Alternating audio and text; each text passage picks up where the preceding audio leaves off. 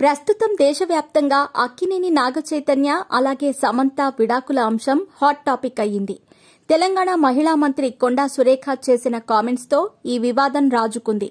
సమంతను ఉద్దేశించి చాలా దారుణంగా మాట్లాడారు కొండా సురేఖ. ఎన్ కన్వెన్షన్ కూల్చివేతను అడ్డుకోవాలంటే సమంతను తన వద్దకు కేటీఆర్ పంపించాలని నాగార్జున ముందు డిమాండ్ పెట్టినట్టు కొండా సురేఖ సంచలన ఆరోపణలు చేశారు. అయితే దానికి సమంత ఒప్పుకోకపోవడంతో అక్కినేని నాగచైతన్య అలాగే సమంత విడాకులు తీసుకున్నట్టు చెప్పుకొచ్చారు కొండా సురేఖ. అయితే కొండా సురేఖ చేసిన కామెంట్లపై టాలీవుడ్ ఇండస్ట్రీ మొత్తం ఏకమై స్పందిస్తోంది.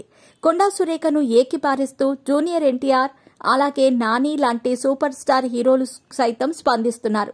అయితే దీనిపై ఇప్పటివరకు ఏపీ డిప్యూటీ ముఖ్యమంత్రి స్టార్ హీరో పవన్ కళ్యాణ్ ఇంకా స్పందించలేదు.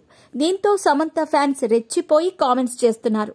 ఒక టాలీవుడ్ ఇండస్ట్రీకి చెందిన హీరోయిన్ పైన మహిళా మంత్రి కామెంట్స్ చేస్తే ఇంకా కూడా పవన్ కళ్యాణ్ స్పందించకపోవటం దారుణమని ఓ రేంజ్ లో పవన్ కళ్యాణ్ ను ఆడుకుంటున్నారు. హైడ్రా తీసుకొచ్చిన రేవంత్ రెడ్డిని మెచ్చుకున్న పవన్ కళ్యాణ్ టాలీవుడ్ ఇండస్ట్రీకి చెందిన ఒక మహిళను కించపరుస్తూ మాట్లాడితే పవన్ కళ్యాణ్ నోరు మూగబోయిందా అంటూ నిప్పులు చెరుగుతున్నారు. అటు అక్కినేని ఫ్యాన్స్ కూడా పవన్ కళ్యాణ్ ని టార్గెట్ చేసి మండిపడుతున్నారు. ప్రతి చిన్న విషయానికి ముఖ్యంగా మహిళల విషయంలో పవన్ కళ్యాణ్ బాగా యాక్టివ్ గా రియాక్ట్ అవుతాడని, కానీ సమంత విషయంలో ఎందుకు స్పందించటం లేదని సోషల్ మీడియాలో నిలదీస్తున్నారు. ఇక ఇదే అదురుగా వైసీపీ కూడా సందెట్లో సడేమియాలాగా మధ్యలో ఎంటర్ అయింది. పవన్ కళ్యాణ్ ను టార్గెట్ చేస్తూ సోషల్ మీడియాలో విపరీతంగా పోస్టులు పెడుతోంది. ఆడదానికి అన్యాయం జరిగితే పవన్ కళ్యాణ్ ఎక్కడా అంటూ ప్రశ్నిస్తోంది. మరి దీనిపై పవన్ కళ్యాణ్ ఎలా స్పందిస్తారో చూడాలి.